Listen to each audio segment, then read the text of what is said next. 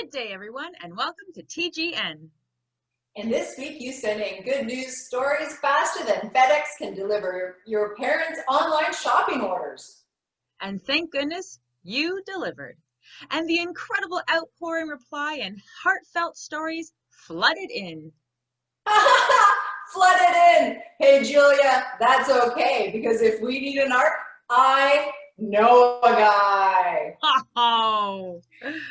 So, ladies and gentlemen, without further ado, I am Jaquelyn Patterson-Schaefer. And I am Julia Sheffield. And this is the good news.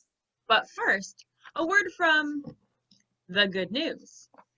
Today's Bible verse is from First Thessalonians chapter 5, verse 11. And it is all about encouraging one another. And so if you would like to know what it is, I encourage you to look it up. This week saw in-class students entering their third week of school, while those learning from home starting week 1. Way to go, guys. Julia, out of all the skills I learned in school, avoiding cooties was the one I least expected to use. As well, on Tuesday, September the 22nd, we officially entered fall and pumpkin spice everything season. That's right, folks. We saw everything from pumpkin spice lattes and smoothies to pumpkin spice Listerine mouthwash and pumpkin spice ramen noodles, pumpkin spice Irish Spring soap, and once you've OD'd on pumpkin spice, you can even settle your stomach with pumpkin spice Pepto-Bismol. Wow, that's a lot of pumpkin spice, Jaquelyn. It sounds like we should play a quick game of Did They Spice It? I'll show you a product that looks like it has been pumpkin spiced, and you have about 5 seconds to decide if it's spiced or not. Are you ready to play, Jaquelyn? Yeah, this is great. Okay. Did they pumpkin spice the margarine? Ooh, I can see them doing that. I'll say yes. They did. Doritos? Ugh. I hope not. You were right, thankfully. Breakfast cereal? Oh my. Guys, what do you think? Yes. They spiced it. Skittles? Oh boy. I hope not. No. They did not spice it. Toothpaste? Yes. Not spiced. Oh, thank goodness. Bread? Yes. Spiced it. Fruit gushers. Ooh. Guys, this is a hard one. Yes. Thankfully, no. What about dog treats? Yes.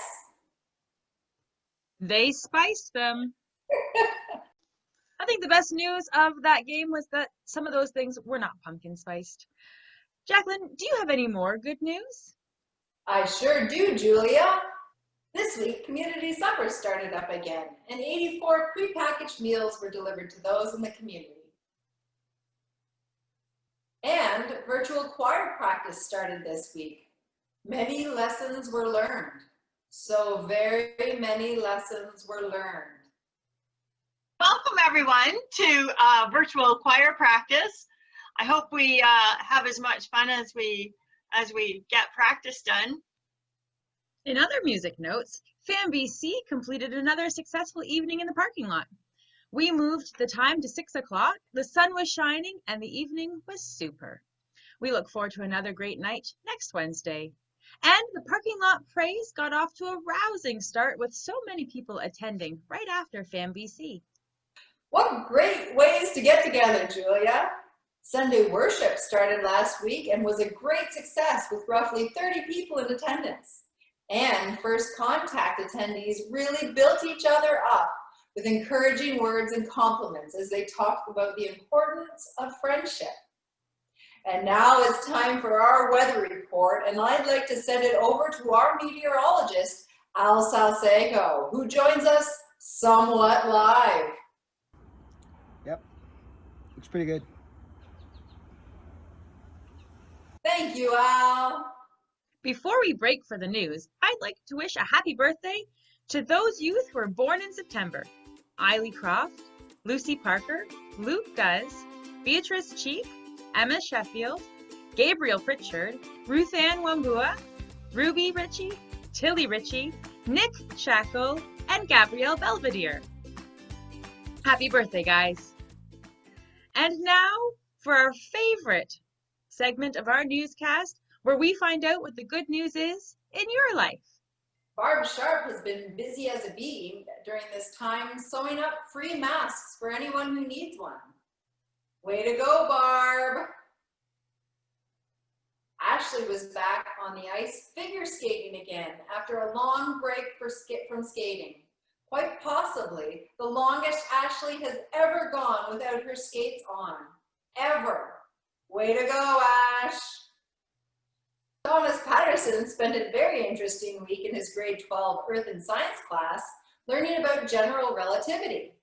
And later in the week, we experienced our very own version of the loaves and fishes story as we harvested from our 4 containers of tomatoes and ended up with an extra large mixing bowl overflowing with our tomato harvest. Speaking of food, Emma Sheffield has taken on some extra responsibility around the house, volunteering to make lunches each night for her and her brother. What a big help, Emma. Looks delicious. Wow, guys, what a great week. You are amazing. We'd like to end our show with a smile, and thus we cut to our final story about pandas and their crazy hijinks.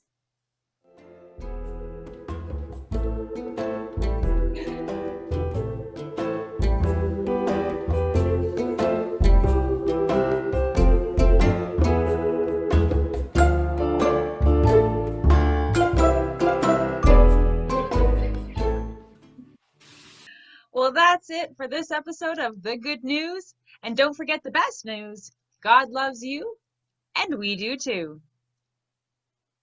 Hey guys, don't forget to hit that subscribe button at the bottom of your screen and the bell to be notified each time we release a new video. Also, parents and kids, feel free to flood us in with your good news through the week so we can celebrate you in our next episode. You can never get enough good news. And that concludes this episode of TGN. See you next week.